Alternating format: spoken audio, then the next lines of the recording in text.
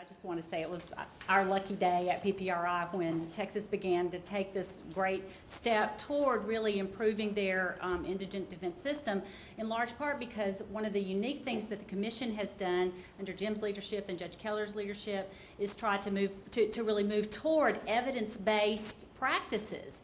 And that's pretty unique nationally. I mean, it's catching on, but I think Texas was definitely ahead of the curve in moving beyond just saying, looking conceptually what ought to be done, moving toward measuring the benefits of doing things the right way. And so we've been so fortunate and it's been so rewarding to have a small role in that movement of policy in the state of Texas. So I'm going to start off just by kind of briefly reviewing let me also, before I go, I had one more thing I wanted to say. So just to set things up, Wesley has gone through and talked about the new tools that we have in Texas statutorily to monitor caseload. So for the first time, we'll be able to really quantify and pay attention to the issue of caseloads. Professor Hanlon has told us about the experience of caseloads in other states and kind of put what we're doing here in Texas in perspective. And then, of course, Senator Ellis has spoken so articulately about our specific situation in Texas and in Harris County. And so I just wanted to say that I'm going to move very, very quickly because there are obviously a lot of people in this room who are so very smart about this issue, and I'm down to the nuts and bolts. So I'm just going to try to run through this very quickly, and if after we're done, if anybody has questions about what this might mean for your county or anything that I can talk to you about, I'd be happy to do that. So developing evidence-based caseload guidelines for effective court-appointed representation. Evidence-based, that's the key word underlying all of this weighted caseload work in Texas and nationally. I mean, we've had national standards that were not evidence-based for many years, and now we're moving beyond that. So I don't know how many of you are familiar with my office at the Public Policy Research Institute at Texas A&M, but just briefly, we were established by the legislature in 1984 specifically to do this kind of work with state agencies to bring what's the land grant mission of Texas A&M to apply university expertise to help in the policymaking process. So we do a lot of original data collection, survey research, large database analysis, quantitative research. So we have a broad-based set of methodological capabilities, and then we partner with state agencies or with experts in various areas to apply that to answer questions, and that's what we're going to be doing here. We do about 30 or 40 projects a year. We have 15 state agency partners over the years that we maintain relationships with, and our policy areas are diverse. So we've specifically had a long and enjoyable relationship with the Indigent Defense Commission through a series of studies. And we also have worked with them to maintain 3 websites. One is the public data website, which you may have used from time to time. The other is your county reporting website, and I imagine most people in the room have had some experience with that. And the last is the Innocence Project reporting website. And I think these 3 things reflect the Commission's interest in transparency, and these websites are one of the best ways to accomplish that. So moving specifically into the weighted caseload study and how that's going to work here in our state, we have a 16-month time frame for implementing the research over 5 specific tasks. We've already accomplished the first task. Our advisory panel meeting occurred a couple of weeks ago. I guess it was last Friday, about a week ago. And so now we're moving on to the next 2 tasks, the attorney time data collection and the sufficiency of time survey. Those will take place.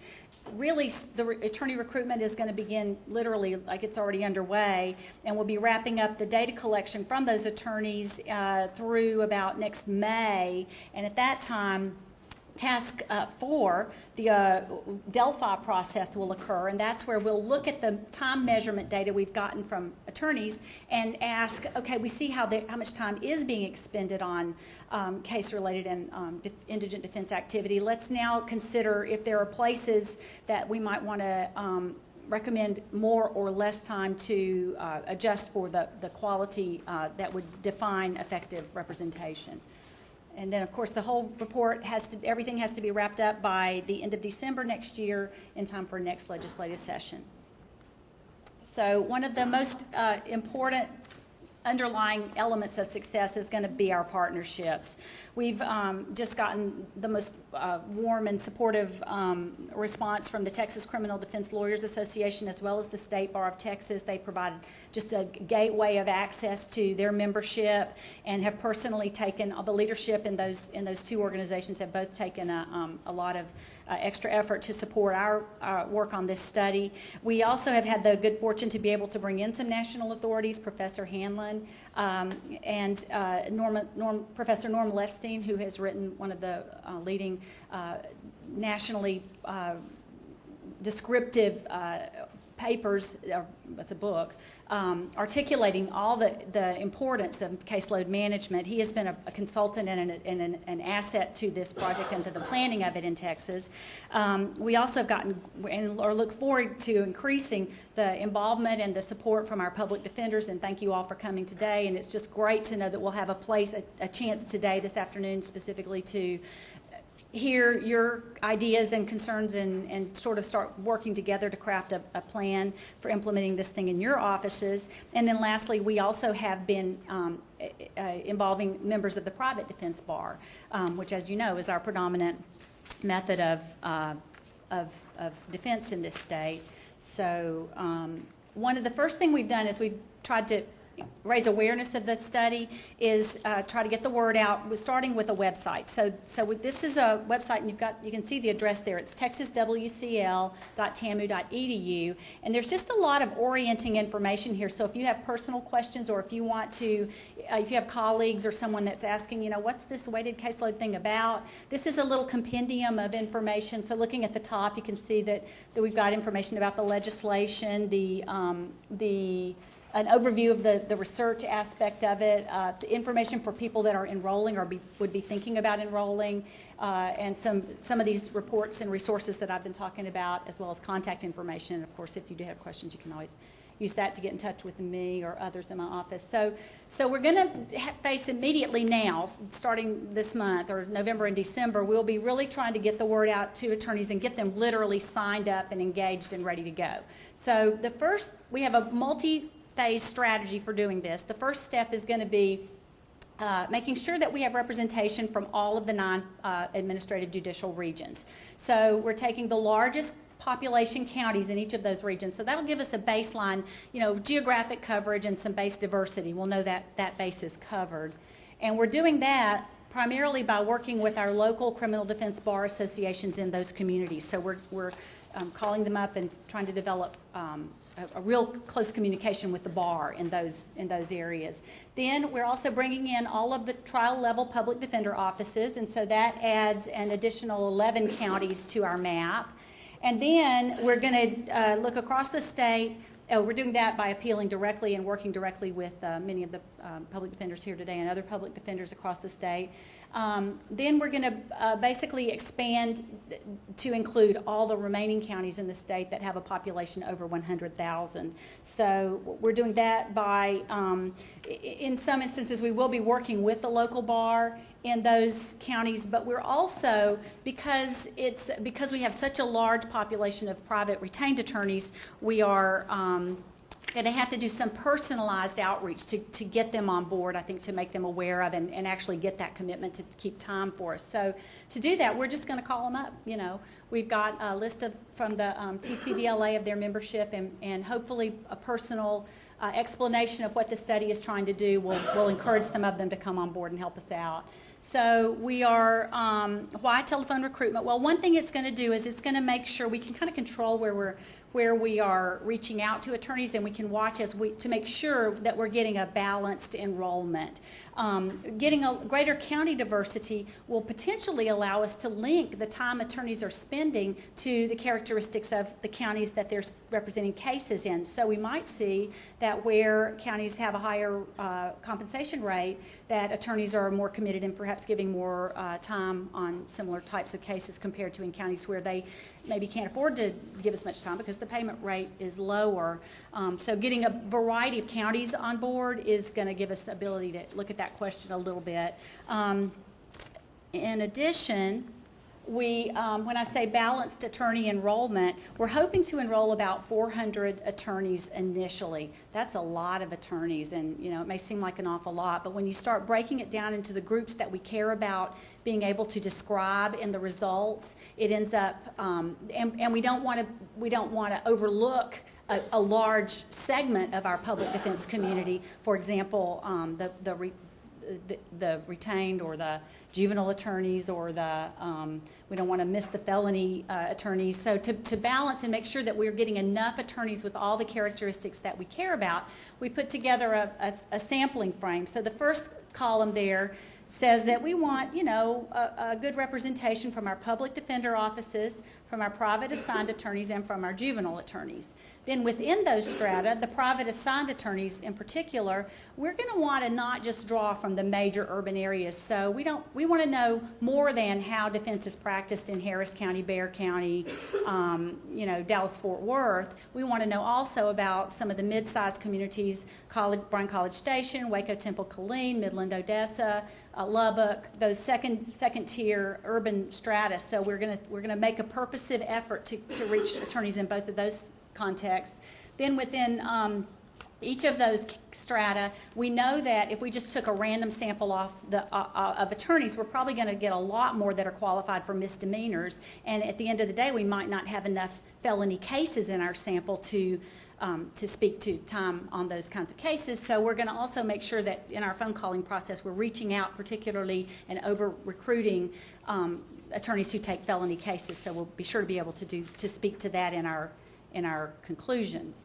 Then we also, another benefit of this larger sample, let me back up, one more thing, is that after we recruit our 400, we're anticipating we might lose as many as a quarter of those. So that's going to bring our real meaningful sample down to about 300.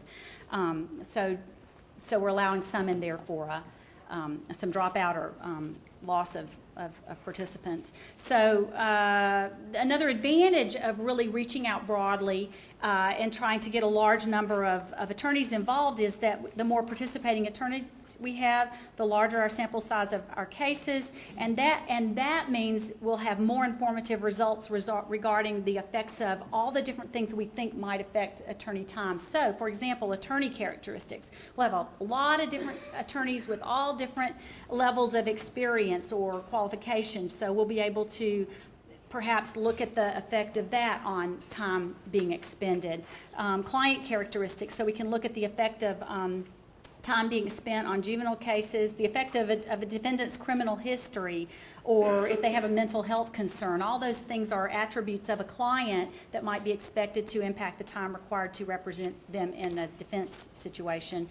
Also case factors, so we'll be able to have a variety of cases that will allow us to look at the effect of whether the client is in custody on the time their attorney might need to spend, or if they have probation concerns, or if the case is being heard in a specialty court. All those things might impact the time being spent. And lastly, defense tactics. So if we'll have a cross-section of cases, some of which they'll be involving experts or investigators, and those could impact time. So having more cases allows us to slice and dice in more ways that at the end will make this a more informative process about the factors that impact attorney time. To encourage participation further, we're going to try to do some kind of fun things and reward people, and so some things we have in mind there are we are going to have a weekly prize drawing, and I hope that it'll be some things that, and when you think about it, people would have a 1 in 300 chance of winning over a period of 12 weeks. That's pretty good. And in addition, everybody that participates will get a guaranteed $50 Visa gift card just as a thank you. And they'll also get to experience defender data, which many attorneys have never done, especially in the criminal defense bar, never kept time. They might actually find that it's beneficial for their practice. And then lastly, we've gotten preliminary approval from the state bar. We haven't gotten all the I's dotted and T's crossed, but we're likely going to be able to offer at least an hour of ethics training during the webinar training to use the data collection software, as well as an hour of practice CLE related to using automation in your practice. So that's another plus for attorneys.